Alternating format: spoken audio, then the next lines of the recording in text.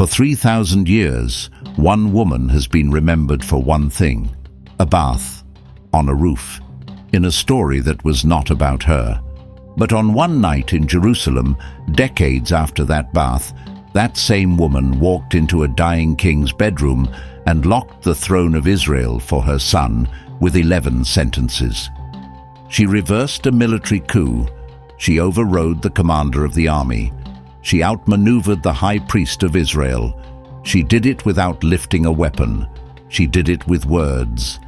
And by the time the sun came up the next morning, the son she had raised in silence was sitting on the throne of Israel, and every rival in the kingdom was either dead, in exile, or hiding at an altar begging for their life.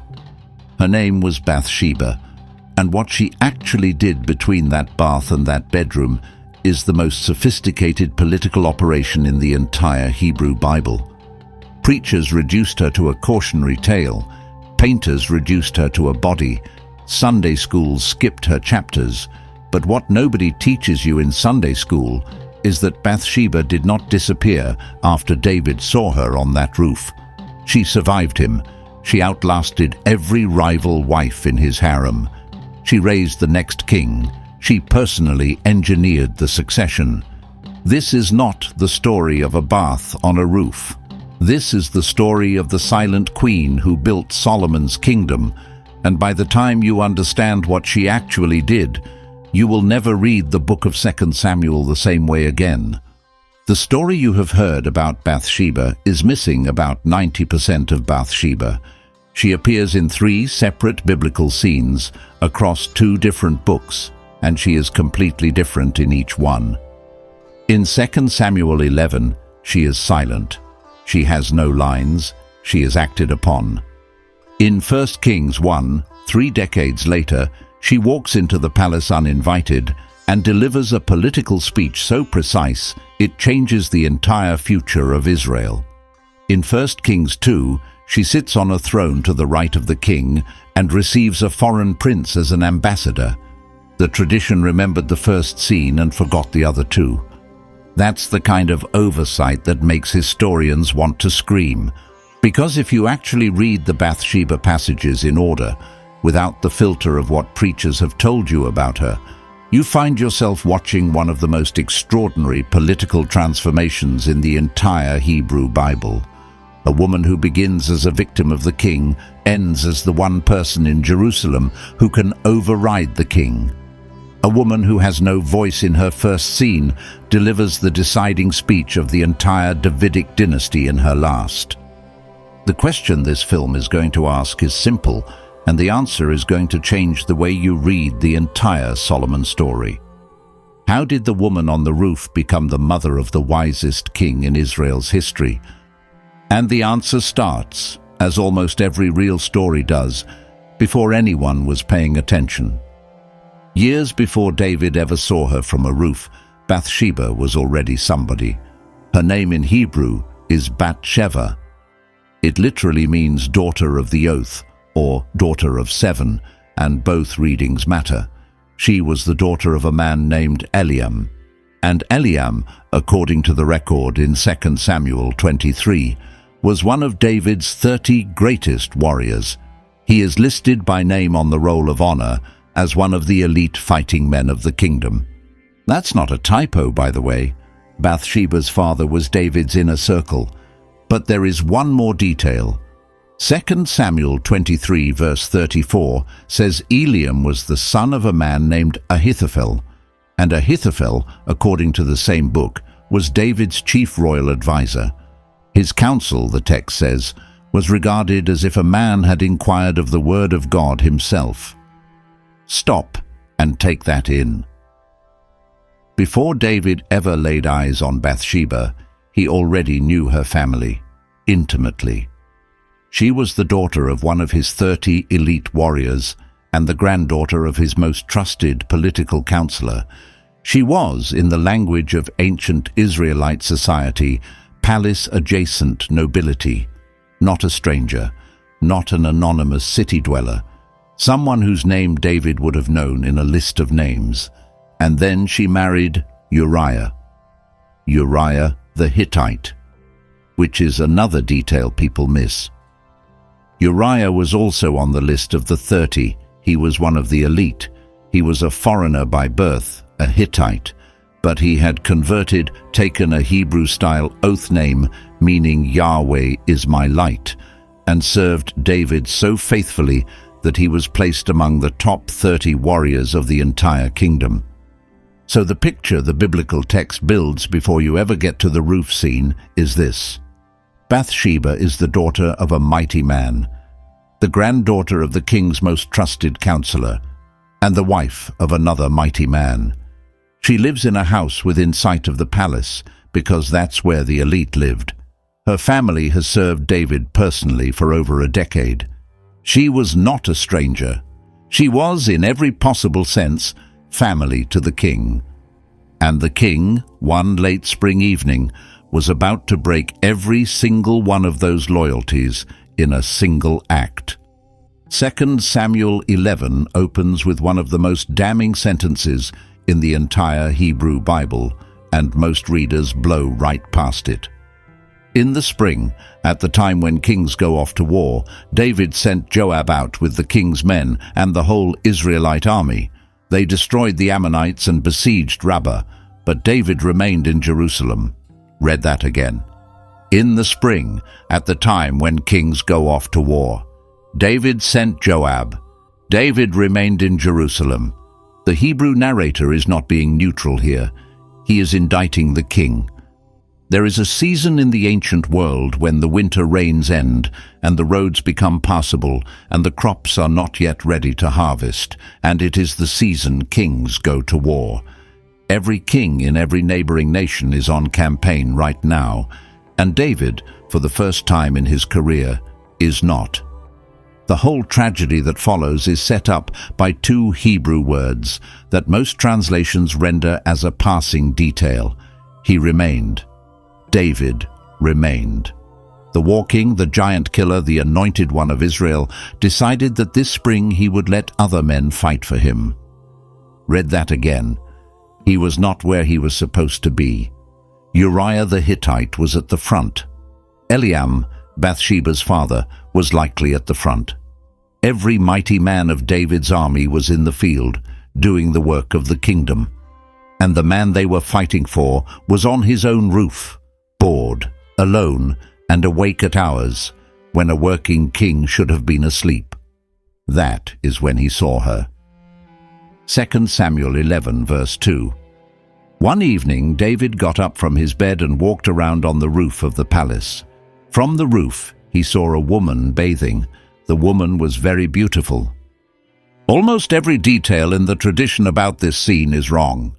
Bathsheba was not bathing publicly. Bathsheba was not seducing anyone. Bathsheba was not, as some medieval preachers implied, out of turn. She was, according to the specific Hebrew wording of the passage, in the process of a ritual purification bath called a mikveh, which was required by the law of Moses at the end of a woman's monthly cycle before she could resume normal family life. She was fulfilling a religious obligation, in private, in her own home. The reason we know this detail is that the text says specifically in the next verse that she had just been purifying herself from her uncleanness. That is a technical phrase. It means the mikveh, the ritual bath that a married woman took in her own courtyard, 7 days after the end of her monthly cycle. She was in her own home. She was doing what the law required. She was not visible from the street. She was only visible from one specific place in the entire city of Jerusalem, which was the roof of the palace, because the palace was built on the highest point of the city and looked down over everything else. The narrator is telling you something in this framing that Hebrew readers understood immediately. The problem was not what Bathsheba was doing. The problem was where David was standing, and the problem was that a king, from that elevation, could see into the private life of any of his subjects any time he wanted to. David sent someone to find out about her. The man said, "She is Bathsheba, the daughter of Eliam and the wife of Uriah the Hittite. Here is the second detail people miss. The messenger identifies her by her father and her husband. This is not accidental. This is the messenger in the polite protocol of ancient Israelite palace speech, telling David everything he needs to know to stop, which, looking back, was either incredibly brave or incredibly desperate on the messenger's part. Her father is Eliam. Eliam is fighting for you right now. Her grandfather is Ahithophel, your top advisor. Her husband is Uriah, one of your own 30 elite warriors, currently in the trenches outside Rabbah. This woman is not available. This woman is not a stranger. This woman is embedded in your own inner circle. David heard all of that, and he sent for her anyway. 2 Samuel 11 verse 4. Then David sent messengers to get her. She came to him, and he slept with her. That is the entire description. 9 words in English, 11 words in Hebrew. And this is where interpretation for 3,000 years has done its worst damage. Because generations of readers, working with modern assumptions about consent and agency, have read into that sentence a mutual meeting, a relationship, even in some traditions, a shared responsibility. The Hebrew grammar does not support that reading.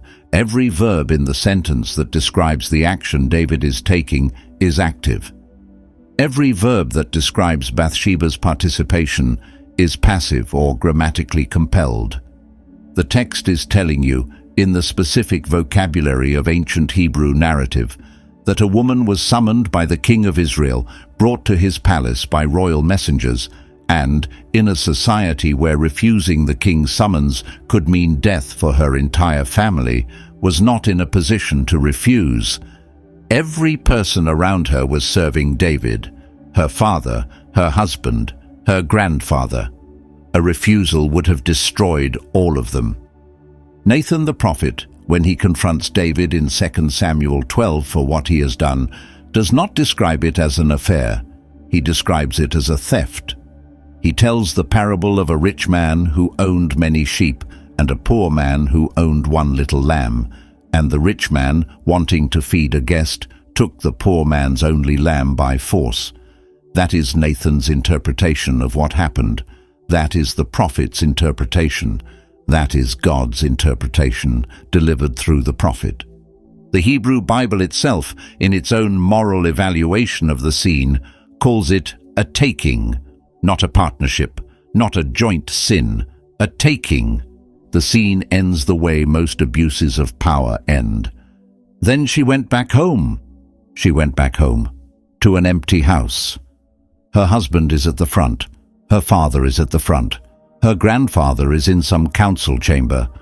And she is alone with what has just happened to her, in the same courtyard where she performed the ritual of purification the day before. Weeks pass. The Hebrew text does not tell us what she did in those weeks. It does not tell us what she said. It does not tell us if she wept, if she prayed, if she raged. She is silent. She is not given a single line of dialogue in the entire chapter. And that wasn't even the part that got people angry. Then one morning she realized something, and she sent one message back to the palace. 2 words in Hebrew. I'm pregnant. 2 words. The words that would set the rest of her life in motion. And that is where the story starts to become something no one expected. 2 words. That is all Bathsheba wrote. Or more likely, that is all she told the messenger to say when he reached the king. Hara anochi. I am pregnant. She had no idea what David would do with that information. Nobody did. And what he did next would reveal, more than any battlefield victory or psalm ever had, exactly what kind of man David actually was underneath the anointing. David did not panic. That is what makes the next section of the story so much darker than most people realize. He had a plan within, at most, a few hours. Send for Uriah. Bring him back from the front on some pretext, any pretext. Have him sleep with his wife. The pregnancy becomes his. The problem disappears. Nobody ever knows. 2 Samuel 11, verse 6. So David sent this word to Joab, "Send me Uriah the Hittite." That's the kind of maneuver that makes career politicians study David's playbook. Joab received the order at the siege of Rabbah and, without asking questions, sent Uriah back. Uriah traveled the roughly 40 miles from the Ammonite front to Jerusalem, probably in 2 days on foot, arriving covered in the dust of the road and expecting to receive some urgent military briefing from his commander-in-chief. David greeted him warmly, asked him about the war. How was Joab? How were the men? How was the siege progressing? All the questions a good king would ask a returning soldier. And then, casually, at the end of the conversation, David said one line that was supposed to solve everything. "Go down to your house and wash your feet." That was not just a suggestion to bathe. In the polite vocabulary of the ancient Near East, wash your feet at your own house after a long time away was a well-understood euphemism. Go home. Reunite with your wife. Enjoy the domestic life you have been missing. David even sent a portion of food from the royal kitchens after him, as if to say, celebrate, rest, enjoy your night at home. The king wants this for you.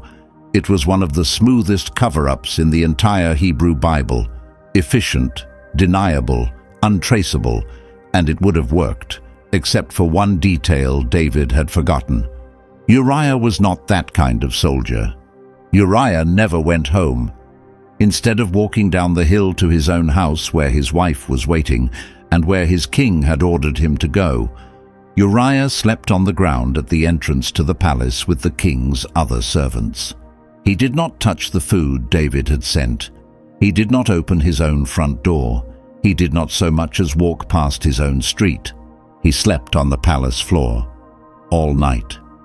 When David was told the next morning that Uriah had not gone home, he was, according to the text, confused. He called Uriah back in and asked him directly, "Have you not just come from a distance? Why did you not go down to your house?" Uriah's answer is one of the most devastating speeches given to a king in the entire Hebrew Bible, precisely because Uriah has no idea he is delivering it. "The ark of God and Israel and Judah are staying in tents. My master Joab and my lord's men are camped in the open field. How could I go to my house to eat and drink and lie with my wife? As surely as you live, I will not do such a thing." Everything David had done to solve his problem, Uriah had just refused to do out of principle, out of solidarity with his brothers in the field, out of respect for the ark of God, which was traveling with the army, and which he could not enjoy comforts denied to the ark and to his fellow soldiers. Read that answer again.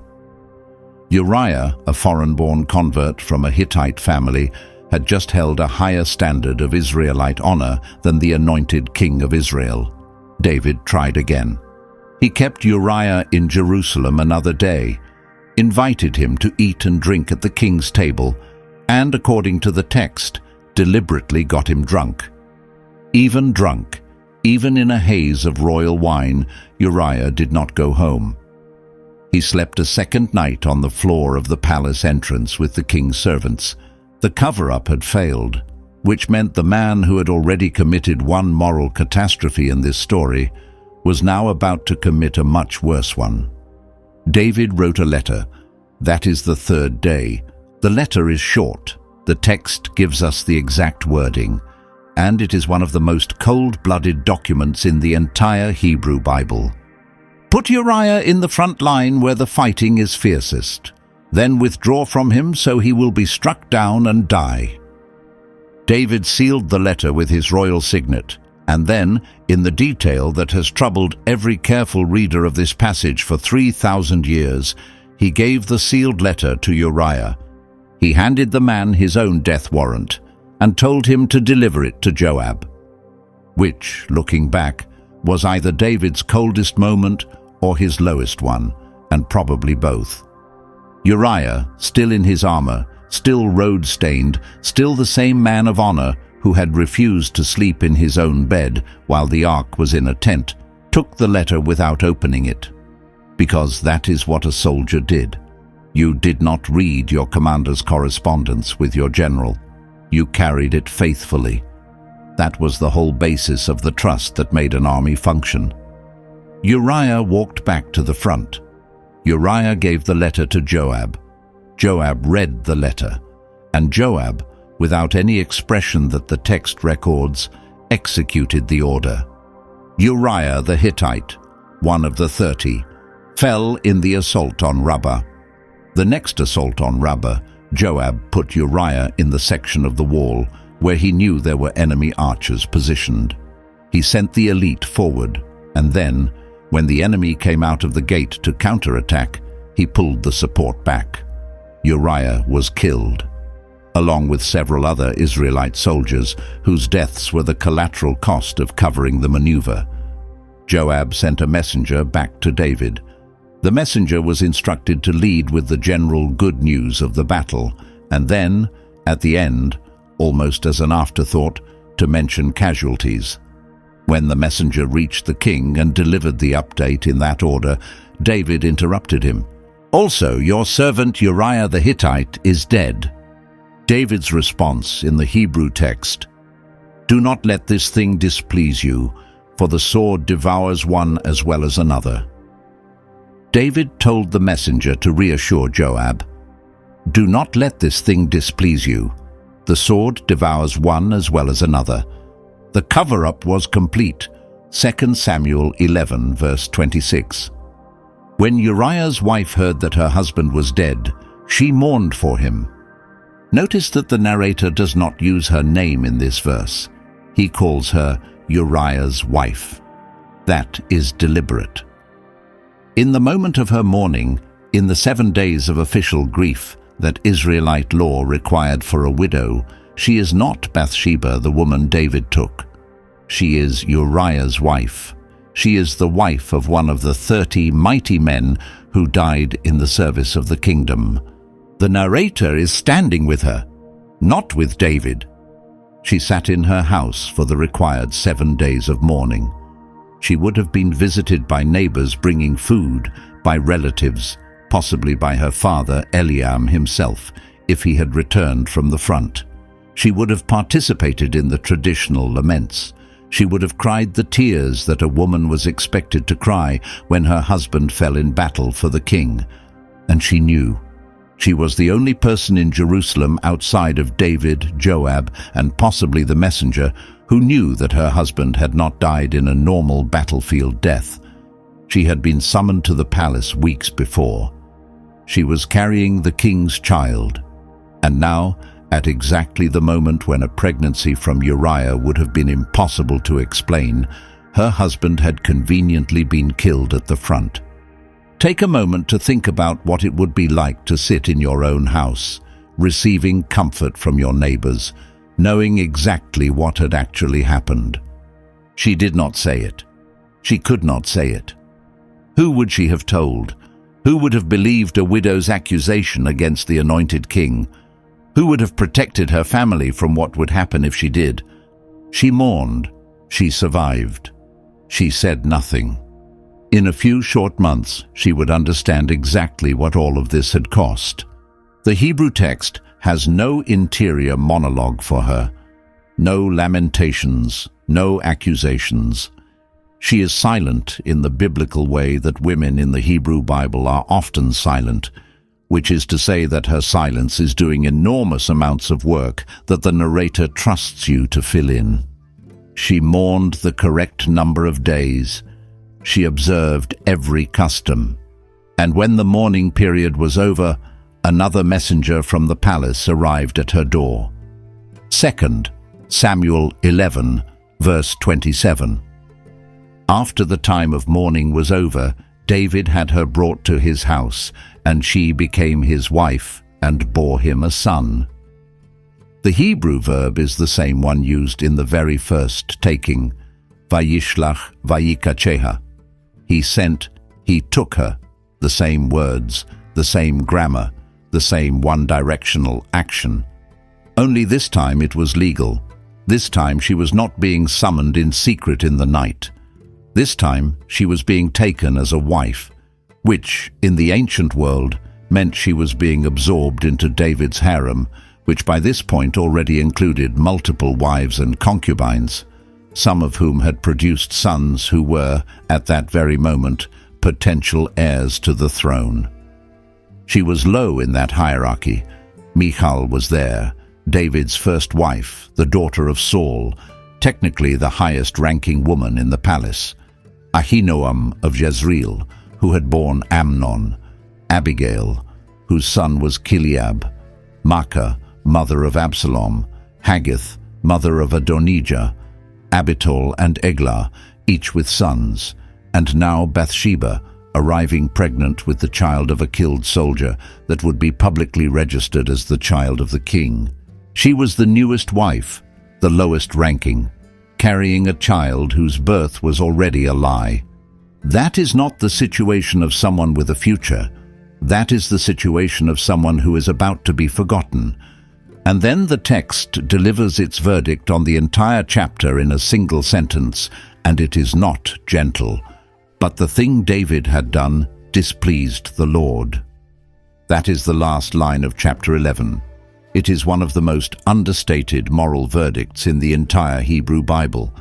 It does not describe, it does not accuse, it just states, in one sentence, that heaven had been watching the whole thing.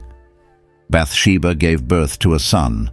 The text does not name him. He is called only the child throughout the passage that follows, because Nathan the prophet, on the direct instruction of God, had already visited David and delivered the confrontation that broke the king. And in that confrontation, Nathan had spoken a specific sentence about this specific baby. "The son born to you will die." The infant fell ill within days of his birth. He grew weaker for 7 days. David, according to the text, went into deep fasting and lay on the ground and prayed and refused to eat and would not be comforted. On the 7th day, the child died. And then David made the one decision that changed everything. David got up from the ground. He washed, he ate, he walked into Bathsheba's chamber. And what he did next was the first indication in the entire story so far that Bathsheba was going to be something more in his life than a taking. David comforted his wife Bathsheba, and he went to her and made love to her. And she conceived again. She conceived again. That was the first sentence of the new chapter of her life. 2 Samuel 12 gives us one of the shortest and most theologically loaded verses in the entire David narrative. 9 words in Hebrew, 12 in English, and every single word matters. She gave birth to a son, and they named him Solomon. Nothing about that sentence is neutral. Everything about who Bathsheba becomes over the next 30 years begins here. The Hebrew text does not say who chose the name Solomon. There is a fascinating textual variant here. Some ancient manuscripts of 2 Samuel 12 verse 24 say he called his name Solomon, meaning David. Other equally ancient manuscripts, including some of the oldest Hebrew witnesses, say she called his name Solomon. The tradition is split. Half the manuscripts say Bathsheba named him, which, considering what she does with her voice in the rest of the story, feels like a very deliberate ambiguity. Either way, the name matters. Shlomo in Hebrew. It comes from the root shalom, meaning peace, completeness, wholeness, everything in its proper place. It is one of the deepest words in the entire Hebrew language. For the mother of this specific child, that name is loaded. She has just buried her first son, 7 days old, in a grief no one saw and no one honored. She has been taken as the newest wife of a king who killed her first husband. She has watched her entire life get rewritten by decisions she did not make. And now, holding her second child, she gives him a name that means, the one who brings the wholeness back. But that is not the only name he received.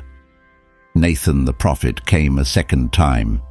Nathan the prophet, the same prophet who had confronted David for the taking of Bathsheba and the killing of Uriah, arrived at the palace shortly after Solomon's birth with a specific word from God.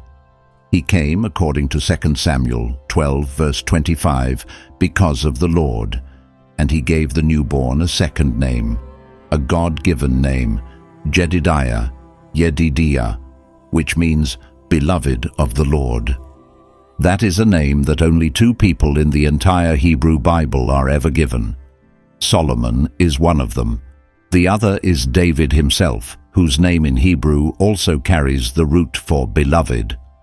Nathan the prophet, the man who had delivered the death sentence over Bathsheba's first son, walked into her chamber and delivered a divine adoption over her second. The child born under a moral cloud was, according to God's own word, through the prophet, beloved of God from the day he was born. If she had understood in that moment what that name would mean politically 30 years later, she might not have believed it. Bathsheba, according to every reading of the text, understood. Solomon was not, in any obvious way, going to become king. By the time Solomon was born, David already had at least 6 older sons from at least 6 different wives, and each of those wives was aware that their son was a candidate for the throne. Amnon, Chileab, Absalom, Adonijah, Shephatiah, Ithream. Amnon was the eldest, born to Ahinoam of Jezreel.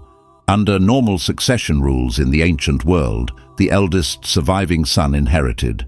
That was Amnon. Chileab, the second, was born to Abigail, the widow of Nabal. Abigail was known in David's story for her wisdom. Her son was intelligent and well-positioned. Absalom, the third, was born to Maacah, who was the daughter of a foreign king, Talmai of Geshur. Absalom had royal blood on both sides. He was also, according to the text, the most physically striking of all David's sons. Adonijah, the fourth, was born to Haggith, ambitious, charismatic, convinced from a young age that the throne was his.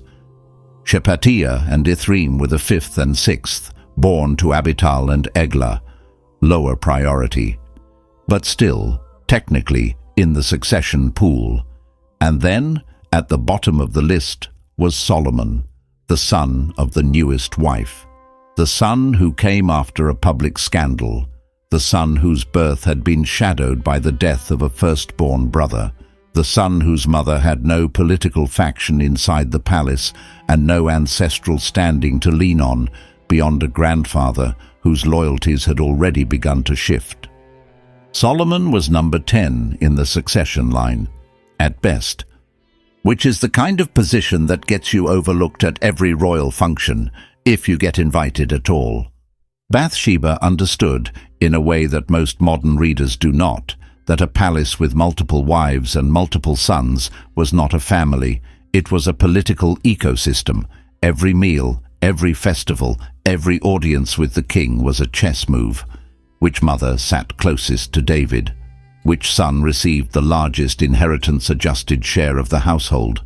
Which advisor spoke on which prince's behalf? Every detail mattered, every day.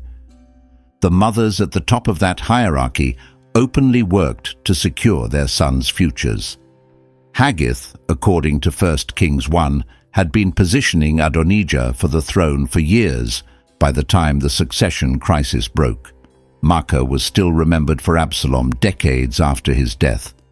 Ahinoam had ensured that Amnon was raised with the assumption that he was the next king. Bathsheba, in contrast, was silent. She raised Solomon quietly.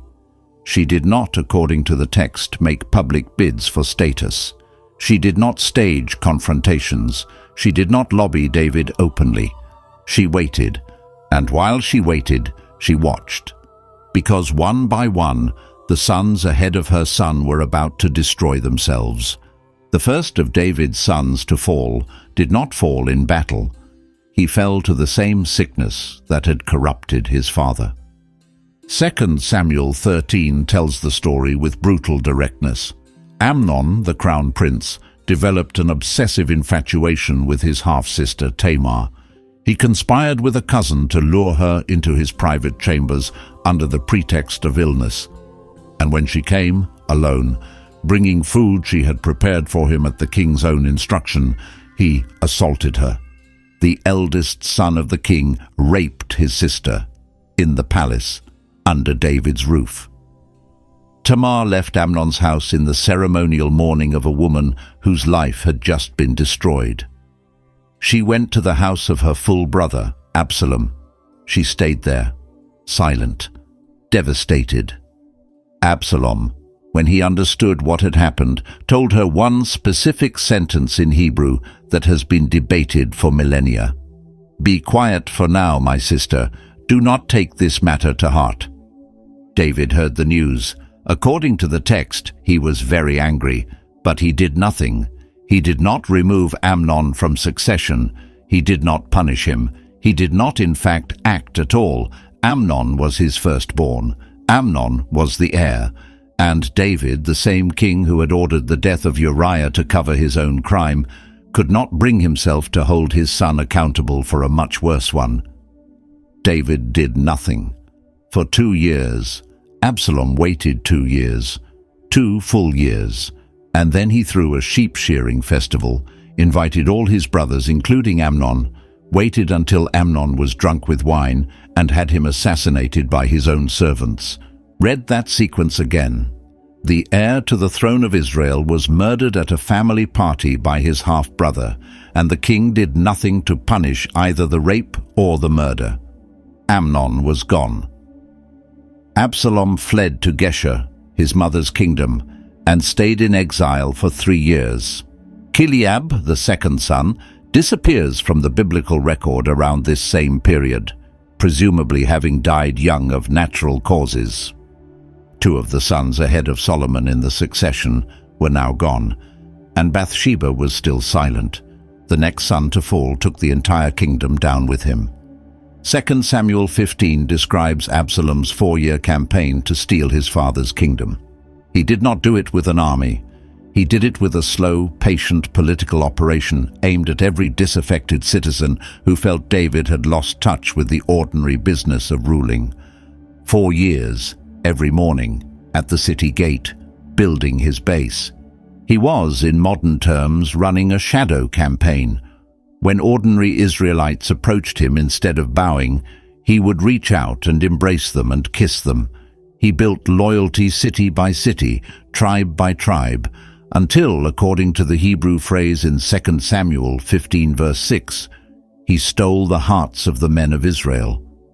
And then, when the operation was complete, he moved. He traveled to Hebron, David's ancient power base in the south. He declared himself king, and Israel, in a shocking wave, rose with him. David was forced to flee his own capital.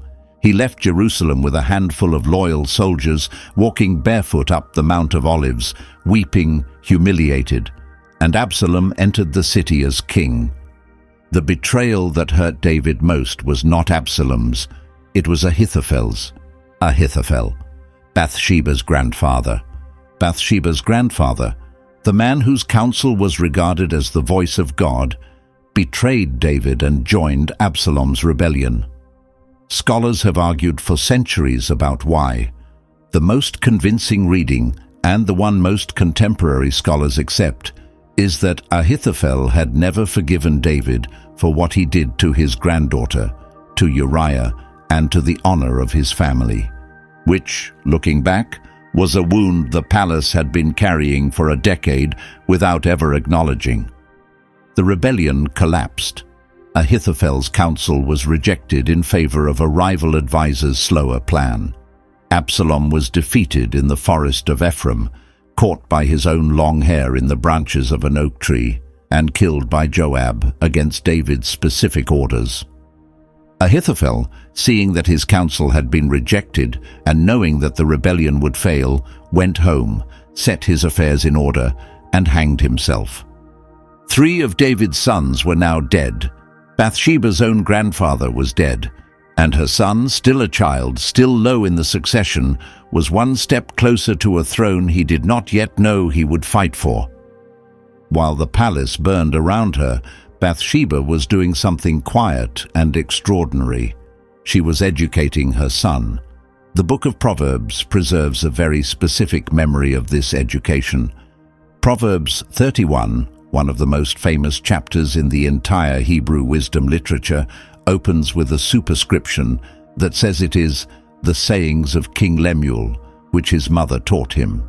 And the ancient rabbinic tradition, together with much modern scholarship, identifies King Lemuel as Solomon and identifies his mother as Bathsheba.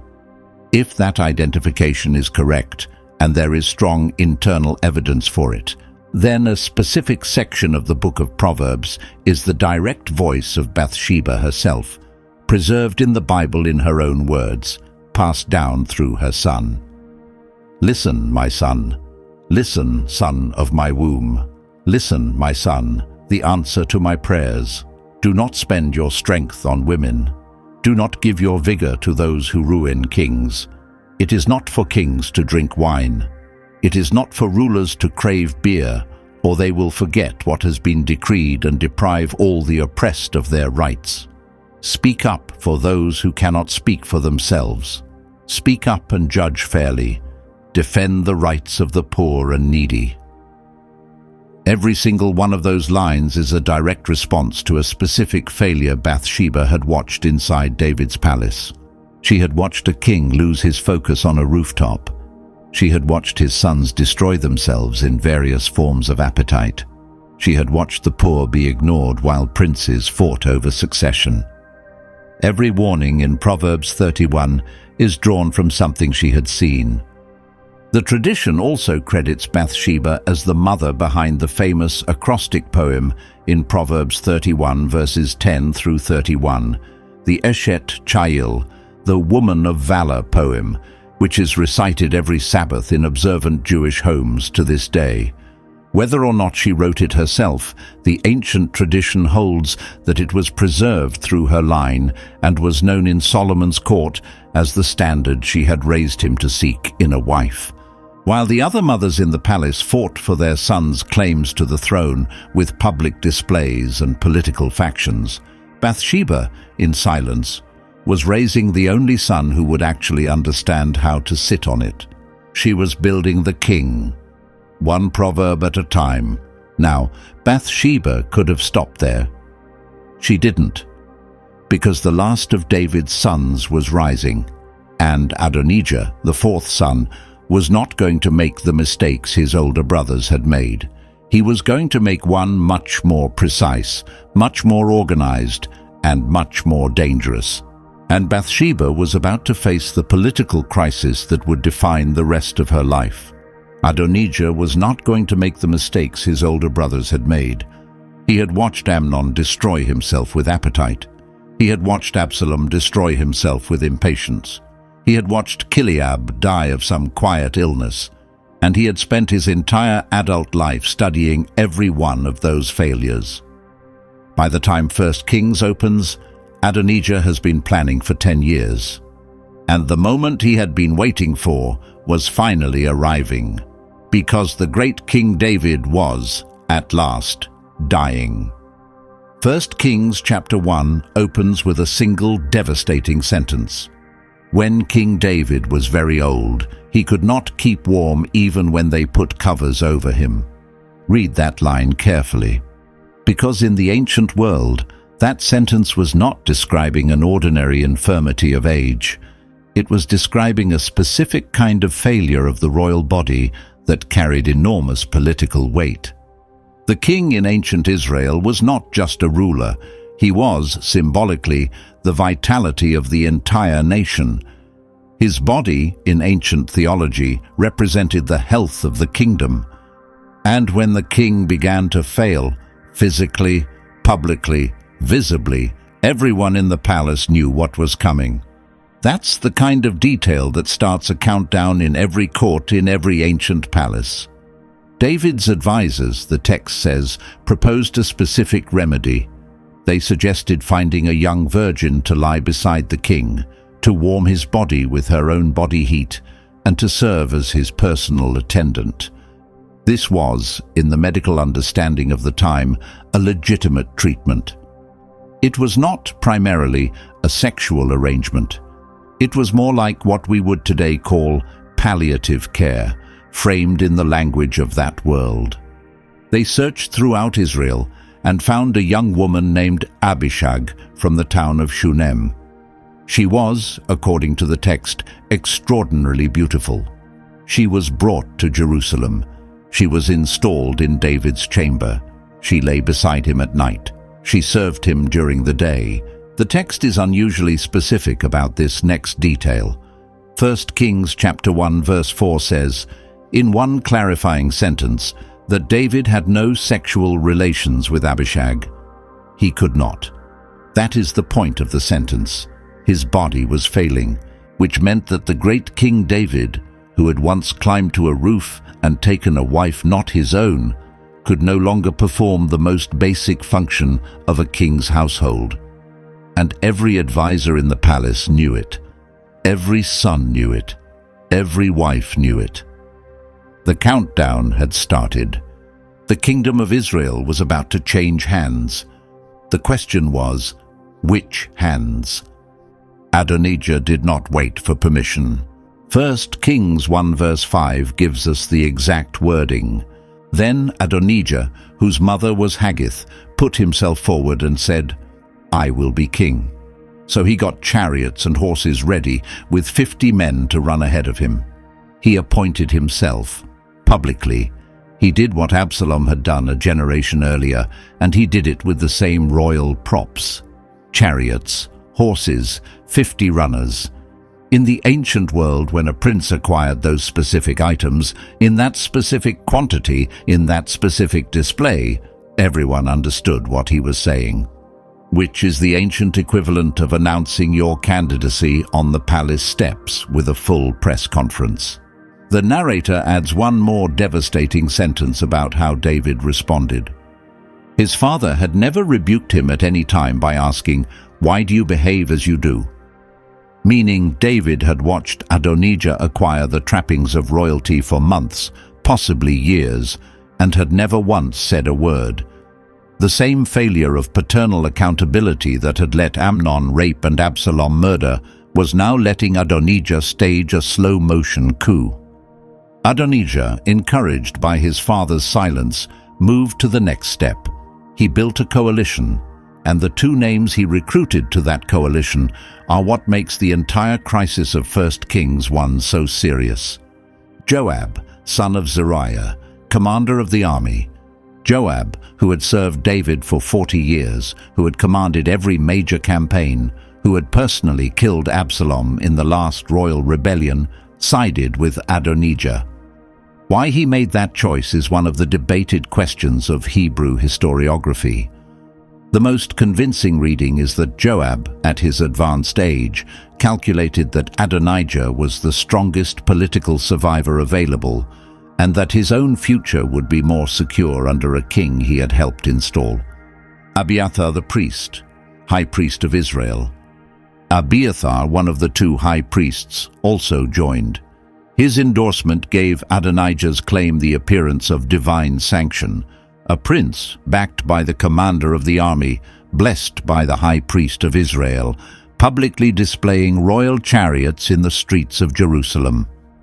By ancient standards, that was almost the whole equation. In a matter of days, Adonijah would understand exactly what he had failed to account for. There were only 3 people in Jerusalem who could still stop him.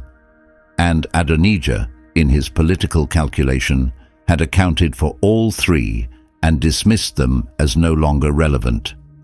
Nathan the prophet, Zadok the priest, and a woman who had not spoken publicly in 20 years, Adonijah threw a coronation feast.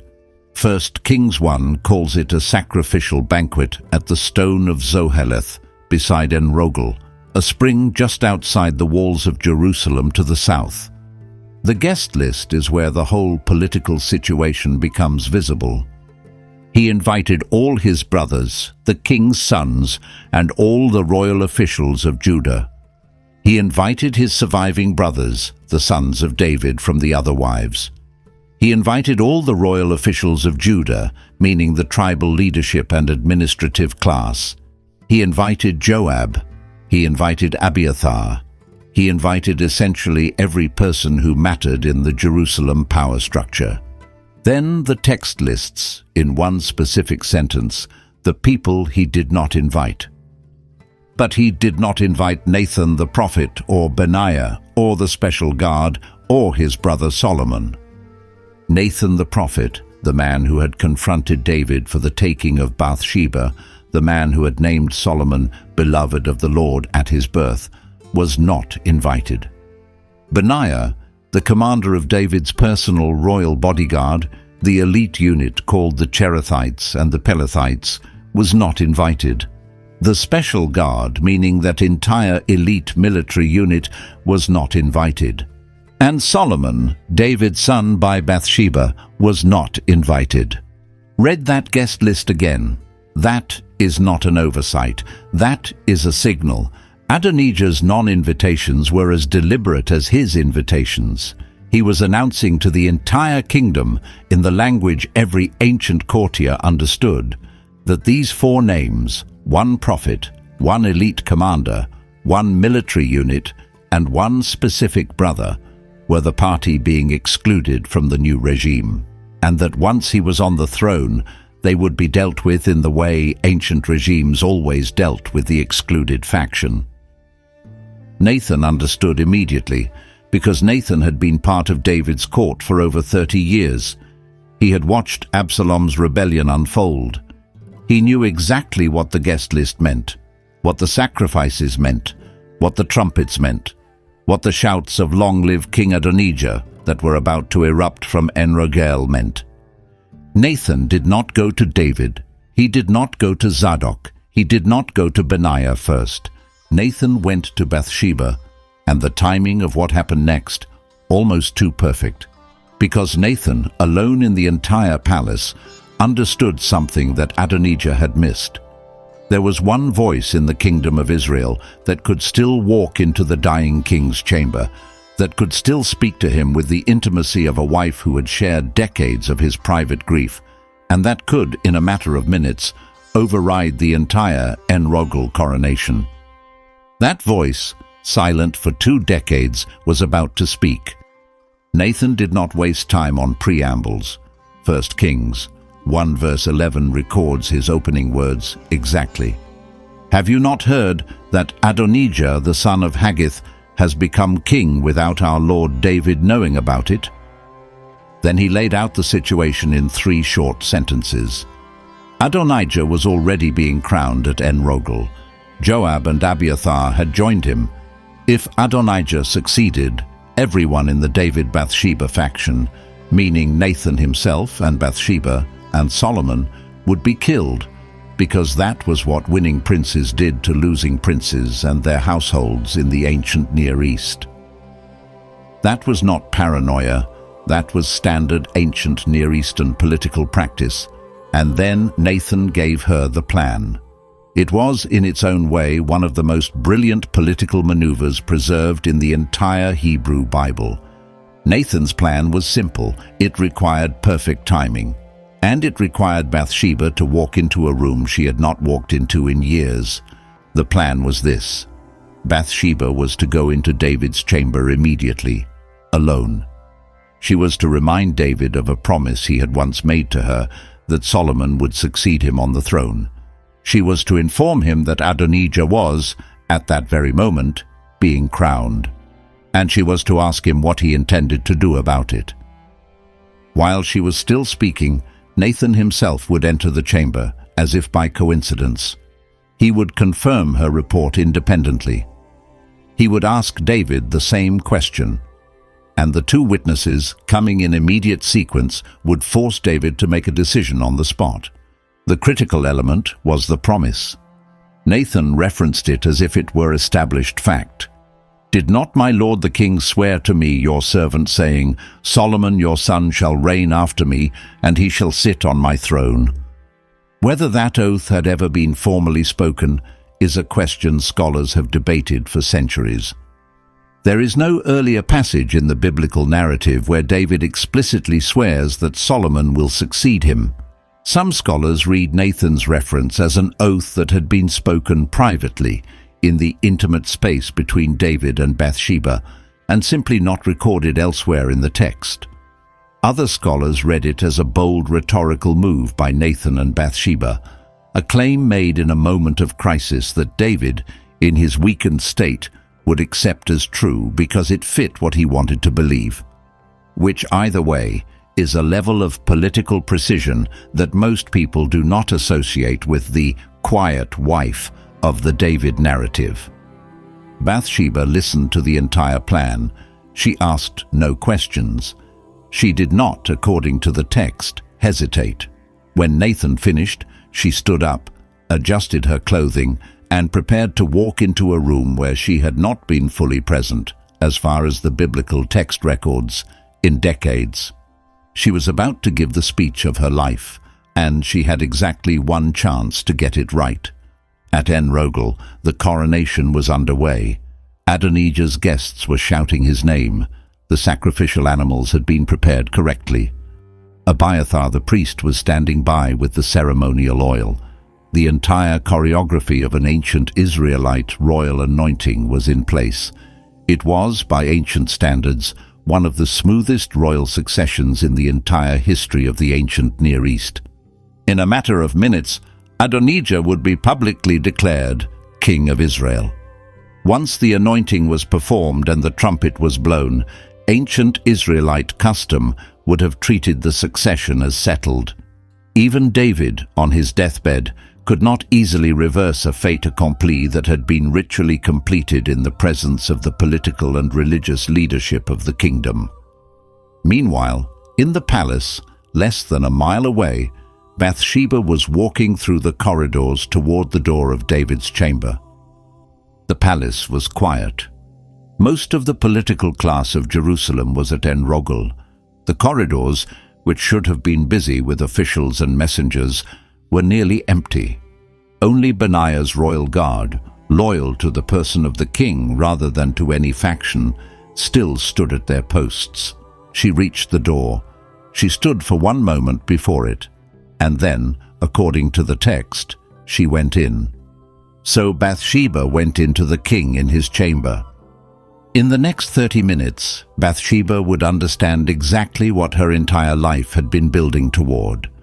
The trumpets at En Rogel were sounding, and the woman on the roof was about to change the future of Israel with 11 sentences.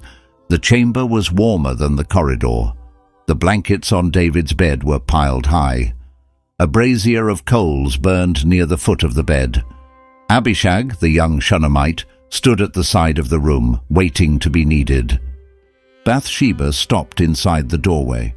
She bowed to the ground before the king, in the formal posture of a subject approaching royalty, not the posture of a wife, the posture of a petitioner, 1 Kings 1, verse 16. Bathsheba bowed low and knelt before the king. And David, without lifting his head, said the first words of the scene that would decide the throne of Israel. "What is it you want?" 3 Hebrew words. Mahlak. What do you want?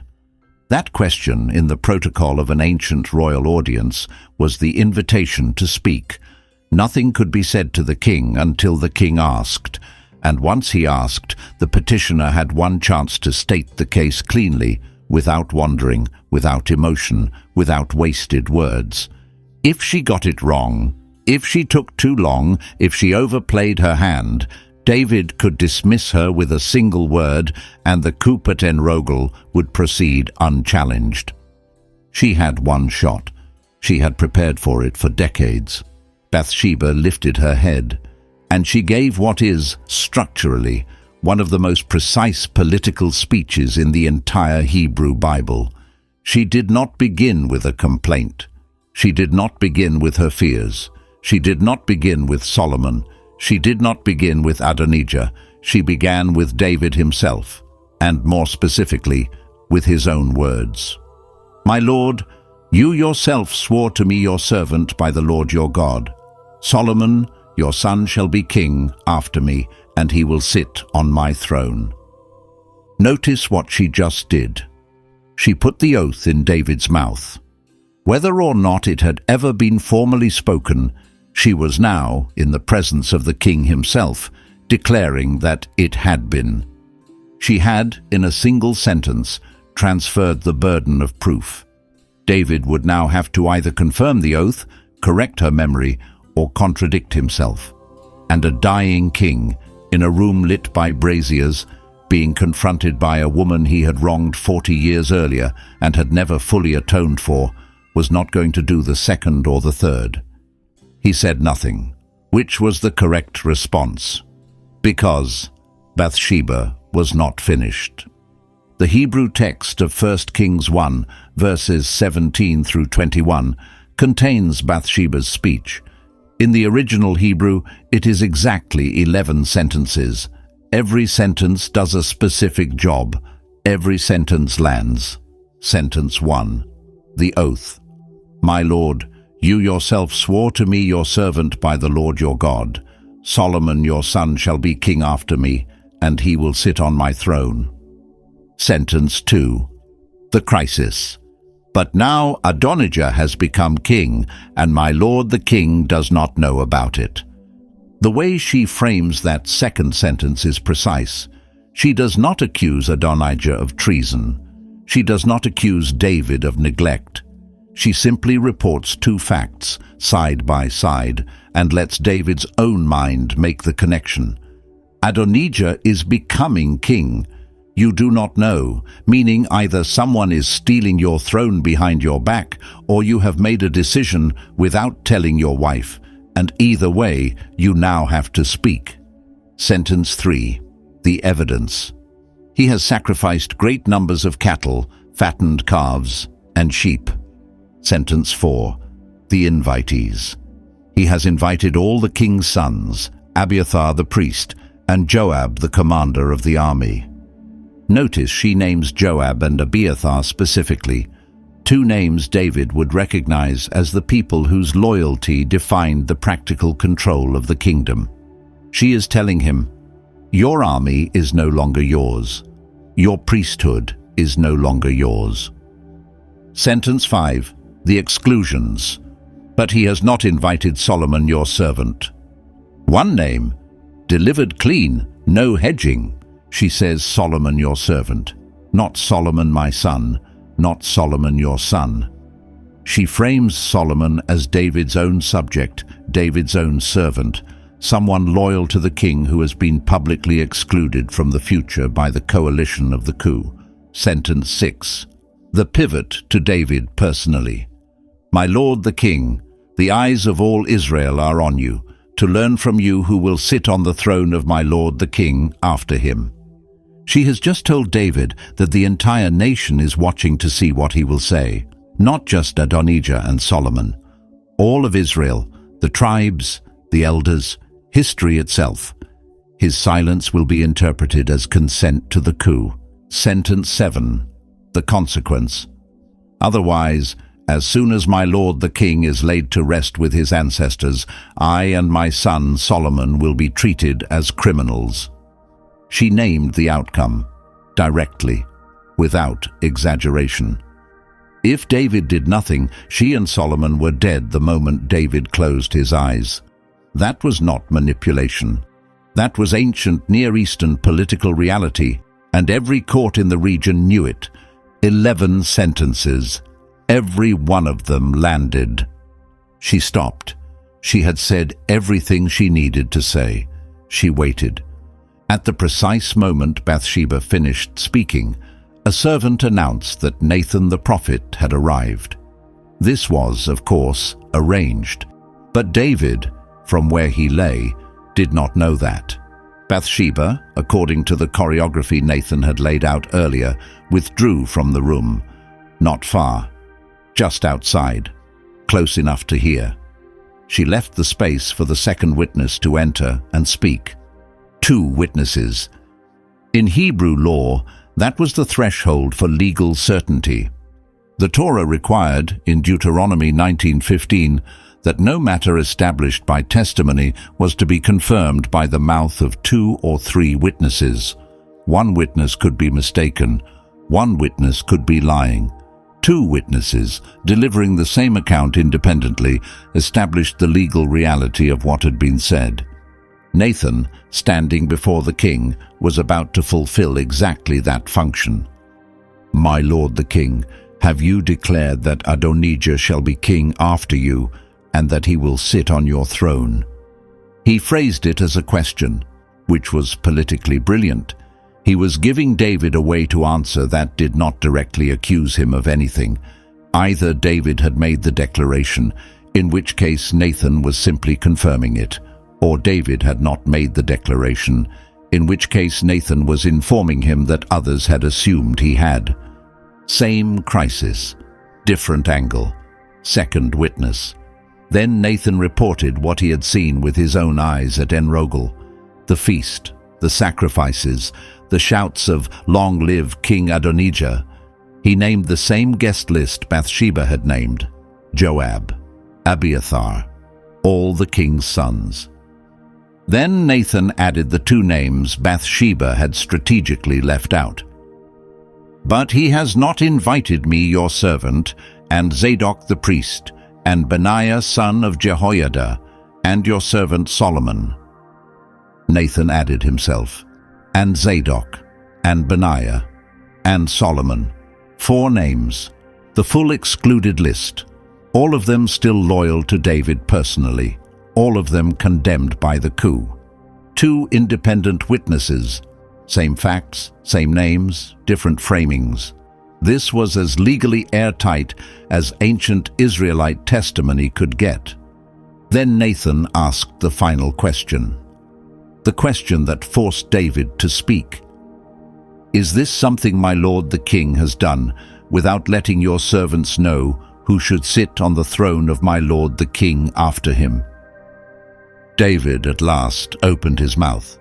David called for Bathsheba, and the king, who had, for years, watched his sons destroy themselves and his kingdom drift toward chaos, suddenly and definitively rose to the moment. He looked at his wife, and he said one sentence that reversed the entire coup at En-Rogel in an instant.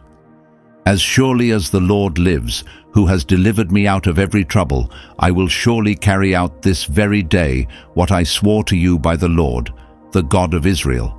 Solomon your son shall be king after me, and he will sit on my throne in my place."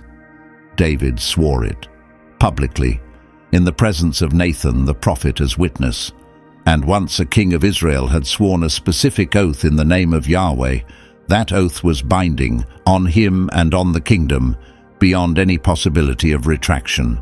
May my lord King David live forever. Then David turned to specifics. He called for the 3 men whose participation would make the counter-coronation not just legal, but ceremonial and irreversible: Zadok the priest, Nathan the prophet, Benaiah son of Jehoiada. Zadok, the high priest whose loyalty had been reserved and whose oil would carry the divine sanction of the anointing. Nathan, whose prophetic word would make the anointing not just royal, but a matter of Yahweh's own designation. And Benaiah, the commander of the royal bodyguard, whose Cherethites and Pelethites would provide the armed security that made the coronation immune to interruption by Adonijah's faction. David's instructions were exact. "Take your lord's servants with you and have Solomon my son mount my own mule and take him down to Gihon. There have Zadok the priest and Nathan the prophet anoint him king over Israel. Blow the trumpet and shout, 'Long live King Solomon!' Then you are to go up with him, and he is to come and sit on my throne and reign in my place." Every element of that instruction is loaded. Every single element. Read it again slowly. Solomon was to ride the king's own mule. In the ancient Near East, riding the royal mount was a public declaration of designated heir. Solomon was to be taken to Gihon, not En-Rogel. Gihon was the ancient anointing place of the kings of Judah, and it was closer to the palace, more central, more visible to the whole city. Zadok and Nathan were to anoint him, giving him both priestly and prophetic sanction. The trumpet was to be blown, the shout was to go up, and then Solomon was to sit on David's throne in David's palace that very day. The counter-coronation was already in motion, and En-Rogel had no idea what was coming. Solomon rode out of the palace courtyard on his father's mule, surrounded by the royal bodyguard, with Zadok the priest and Nathan the prophet walking beside him. The streets of Jerusalem, which had been strangely quiet earlier in the day because most of the political class was at En-Rogel, suddenly filled with people. Citizens who saw the royal mule and the royal guard and understood immediately what was happening. This was a public event. This was a coronation. This was, whatever else it was, official. By the time the procession reached Gihon, the entire city was following. At the spring of Gihon, in the exact spot where the kings of Judah had always been anointed, Zadok the priest took the horn of oil that he had brought from the sacred tent, and he poured it over Solomon's head. The trumpet was blown. The crowd erupted, "Long live King Solomon!" Not a small group, not a faction. The entire assembled population of Jerusalem, according to the text of 1 Kings 1 verse 40, shouted the coronation formula. And then they followed the newly anointed king back up to the palace with such joy, the text says, that the ground shook with the sound. Meanwhile, at En-Rogel, Joab was the first to notice. He had spent 40 years listening for the sound of trumpets. His head turned, his hand paused on his cup. What is the meaning of all the noise in the city? Even as he asked the question, a runner arrived at the feast, out of breath. A young man named Jonathan, the son of Abiathar the priest, who had run from the palace to bring the news to his father. Adonijah, still hoping, still smiling, greeted him. "Come in. A worthy man like you must be bringing good news." "Not at all," Jonathan answered. "Our Lord King David has made Solomon king." The feast went silent. Jonathan delivered the details methodically. Zadok and Nathan had anointed Solomon at Gihon. The people had shouted. The trumpet had sounded. Solomon was at that very moment sitting on David's throne in the palace. The royal officials had come to congratulate David, and David himself had, from his bed, blessed the succession by saying, "Praise be to the Lord, the God of Israel, who has allowed my eyes to see a successor on my throne this day." 1 Kings 1 verse 49 records the collapse in one sentence. At this, all Adonijah's guests rose in alarm and dispersed. The coup was over. It had lasted a matter of hours, and it had been undone by a woman who had walked into a room and spoken 11 sentences. Adonijah understood what came next. In the ancient Near East, a failed usurper had one option and one only: execution. Unless he could reach a sanctuary, unless he could claim the ancient right of asylum by touching the horns of the altar in the sacred tent, where any Israelite pursued by legal punishment could seek mercy directly from Yahweh. He ran to the altar. He grabbed the horns of the altar with both hands, and he refused to let go. "Let King Solomon swear to me today that he will not put his servant to death with the sword." That was Adonijah's demand, a guarantee of life. From the brother, he had just tried to disinherit and, by ancient standards, kill. In the next few hours, Solomon would give an answer that revealed exactly what kind of king Bathsheba had raised. Solomon's answer, when it came, was measured, careful, and cold. If he shows himself to be worthy, not a hair of his head will fall to the ground. but if evil is found in him, he will die." The night was over. Solomon was king, and Bathsheba, silent again, watched the son she had raised take the throne she had just secured. She was not finished. She was not finished. That is the sentence that ended the last chapter, and it deserves to be repeated, because the coronation of Solomon was not the end of the story. It was the beginning of a new one. And in this new story, Bathsheba was no longer a wife in David's harem. She was about to become something the biblical text names with a specific Hebrew word that most translations quietly bury: Geberah, the Queen Mother. David lived long enough after the coronation to give Solomon a final set of instructions. 1 Kings 2 records the entire deathbed speech. Part of it is spiritual counsel. "Be strong, show yourself a man, keep the ways of the Lord, walk in his ways as it is written in the law of Moses." But most of David's final words to Solomon are not spiritual. They are, in the plainest possible language, a list of political scores to settle. "You know what Joab did to me." David told Solomon exactly which men had wronged him during his 40-year reign and which men had shown him loyalty.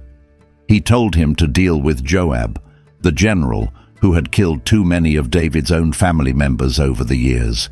He told him to be kind to the sons of Barzillai, who had fed him during Absalom's rebellion. He told him about Shimei, the man from Bahurim who had cursed David publicly during his flight from Jerusalem. Then David stopped speaking, and 1 Kings 2 verse 10 records his death in one sentence. Then David rested with his ancestors and was buried in the city of David. He was buried in Jerusalem, in the section of the city that still bears his name today. He had reigned 40 years, 7 years over Judah in Hebron, 33 years over the United Kingdom in Jerusalem. He left behind a nation that had never been more powerful and a family that had never been more broken. Solomon was king, fully, unambiguously, and Bathsheba at his side had just crossed the threshold from being David's wife to being something the ancient Israelite constitution recognized as a distinct office, which is a detail that gets almost completely lost in translation, but which is one of the most important political facts in the entire book of 1 Kings. The Hebrew word Geberah appears in the Hebrew Bible a limited number of times, and every appearance is loaded. Geberah comes from the same root that produces the word Gever, meaning a strong man or a warrior, and Gibor, meaning a mighty one or a hero. The feminine form, Geberah, does not just mean lady or queen. It means quite specifically the woman who wields sovereign power alongside the king. In the kingdom of Judah, the Geberah was not the king's wife. She was his mother. This is one of the most striking political features of the Davidic monarchy, and it is often missed by modern readers. The king of Judah had many wives, and their status was carefully ranked, but none of them shared his throne. His mother, however, did. If you read through the books of 1 and 2 Kings and 2 Chronicles, you will notice a small detail that most Bible readers scan past. Every time a new king of Judah begins his reign, the biblical text names his mother. His mother's name was Naamah, an Ammonite. His mother's name was Maacah, the daughter of Absalom. His mother's name was Azubah, the daughter of Shilhi. 23 times across the two books, the mother of the king is named by the biblical historian as a matter of official record. 23 times the mother's name is preserved because the mother was constitutionally part of the government, which is not a detail scholars invented. That is a pattern in the text that has been in front of every Bible reader for 3,000 years. The Geberah in the Davidic kingdom had a specific set of official functions. She sat on a throne to the right of the king when he held court. She received foreign ambassadors on behalf of the throne. She was consulted in matters of policy. She could, in some periods, unilaterally veto certain religious decisions, and her removal from that office, when it happened, was a formal legal act recorded by the biblical historian as an event of political significance. Bathsheba, at Solomon's coronation, entered that office. She was the first person to hold it in the United Kingdom of Israel, and, as the founding Gebira of the Davidic line, she established the pattern that every subsequent Queen Mother of Judah would follow for the next 4 centuries. Adonijah came to see her. 1 Kings 2 verses 13 through 25 records the second Bathsheba political scene, and it is, in its own way, as sharp as her speech in David's chamber. But the reading of it depends entirely on what you think Bathsheba was doing when she agreed to what Adonijah asked. "Do you come peacefully?" Bathsheba asked. Bathsheba's opening question to Adonijah is not friendly, it is legal. In the vocabulary of ancient Israelite diplomacy, "Do you come peacefully?" was the formal question a public figure asked when another public figure approached them, and it required a legal answer. Yes meant no threat, no meant war. Adonijah answered yes. He came peacefully. Then he made his request. "Please ask King Solomon, since he will not refuse you, to give me Abishag the Shunammite as my wife." Abishag, the young Shunammite, the last woman who had shared David's bed, even if only to keep him warm, the one woman in the palace whose status was ambiguous. She had been David's, but not fully. She had lived in the king's chamber. She had, in the eyes of the court, been part of David's household. In the ancient Near East, taking a former king's concubine was a public claim to the throne. Read that again.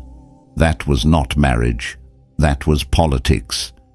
When Absalom, during his rebellion, had wanted to signal that he was the new king, he had publicly slept with David's concubines on the roof of the palace.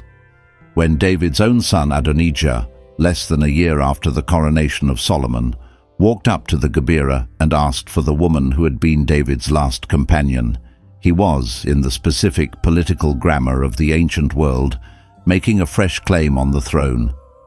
Every ancient courtier would have understood the move. Bathsheba, one of the shrewdest political minds in Jerusalem, certainly understood it. Here is where the scholars split. Some read Bathsheba as naive in this moment, missing the political significance and being manipulated by Adonijah into carrying a dangerous message to the king. Other scholars, and this is the more compelling reading, argue that Bathsheba understood exactly what Adonijah was asking and delivered the message to Solomon precisely because she wanted Solomon to see it too. Because Bathsheba, of all people, knew what it meant when a losing prince tried to reactivate a claim to the throne after a coup had failed. She went to Solomon. She sat on her own throne to the right of his. Solomon rose to meet her, bowed to her in public, and had a second throne brought forward for her, which is the exact detail 1 Kings 2 verse 19 preserves for us in the text. The king rose to meet her, bowed down to her, and sat on his throne. He had a throne brought for the king's mother, and she sat down at his right hand. Then she delivered Adonijah's request. Solomon read the situation instantly. His answer, quoted directly from 1 Kings 2 verses 22 and 23, is precise and unforgiving. "Why do you request Abishag the Shunammite for Adonijah? You might as well request the kingdom for him, for he is my older brother. Yes, for him, and for Abiathar the priest, and for Joab son of Zeruiah." Solomon named the exact political geometry Bathsheba had just walked in the door with. Adonijah was still allied, in the shadow of the palace, with Abiathar the priest and Joab the general. The request for Abishag was not a marriage proposal. It was the opening move of a second coup. Solomon swore an oath, immediately, in his mother's presence, in the presence of his court. As surely as the Lord lives, Adonijah will pay for this request with his life." He sent Benaiah, the same commander who had secured Solomon's coronation, to execute Adonijah that day. Joab, understanding what was coming next, fled to the sacred tent and grabbed the horns of the altar, exactly as Adonijah had done at the coronation. This time, sanctuary did not work. Solomon ordered Benaiah to execute him at the altar itself. Abiathar the priest was stripped of his priesthood and banished to his family estate at Anathoth, ending the line of Eli that had held the priesthood since the days of the judges. Whether or not Bathsheba had planned to trigger exactly this outcome by carrying the request to Solomon is a question the text does not explicitly answer, which is, in the way of ancient Hebrew narrative, often exactly how such questions are meant to be left. But the outcome, from the perspective of the Davidic kingdom, was that Solomon's throne was now definitively secure. Every rival had been neutralized. Every ambiguous ally had been removed. And the Gebirah who had walked into her son's court that morning had, whether by design or by design's servant, ensured that no one in Israel would challenge her son again.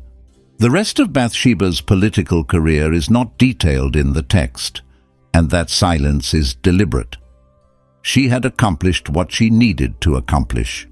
She retreated once again into a silence that had by now become a signature.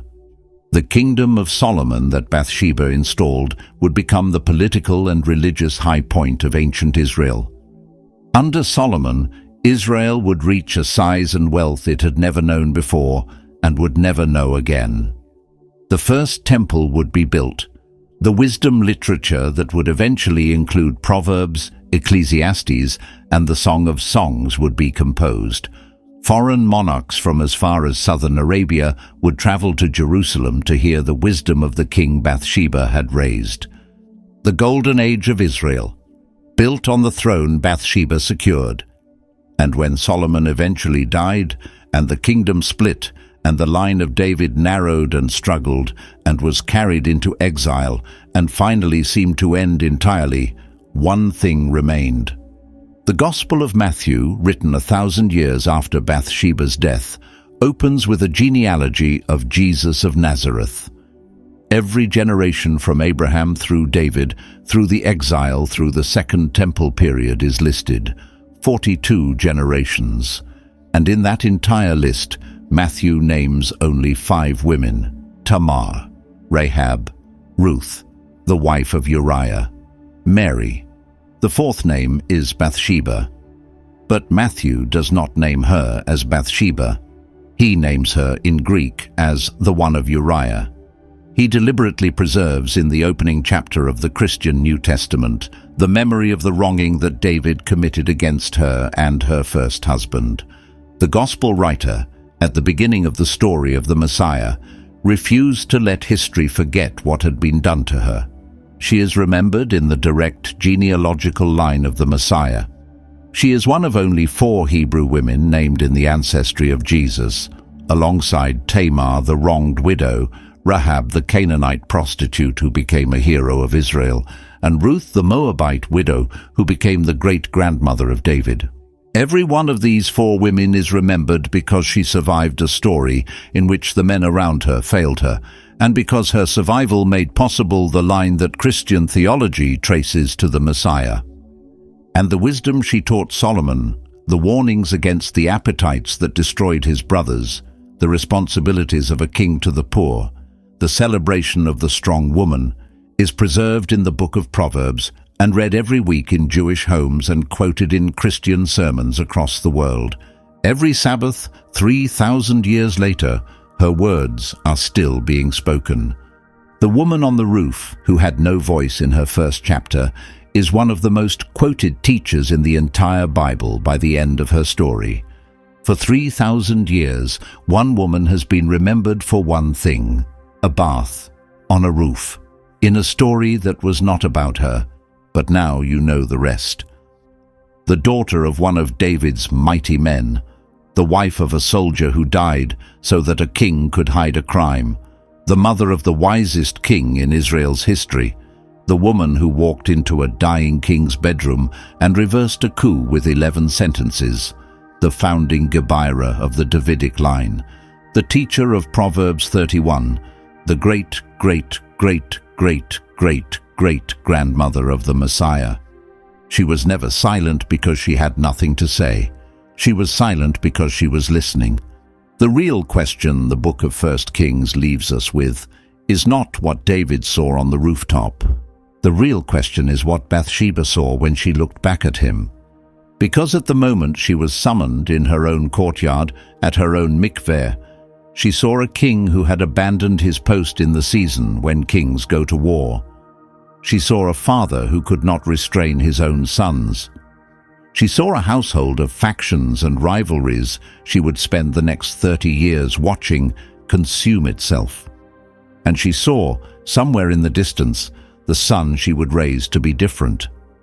Every decision she made after that night was the answer to what she had seen. If this film gave you a version of Bathsheba you had not been shown before, there is one thing to do next. The next episode in this series picks up with another woman whose story the tradition compressed into a single moment, a woman who saved an entire kingdom with a banquet and a whisper. Her name was Esther, and what she did in the palace of Susa is even less understood than what Bathsheba did in Jerusalem. The next silent queen is already on the screen. Click it now. She spoke 11 sentences. She reshaped 1,000 years of history. The women who were remembered for one thing did far more than one thing. Every one of them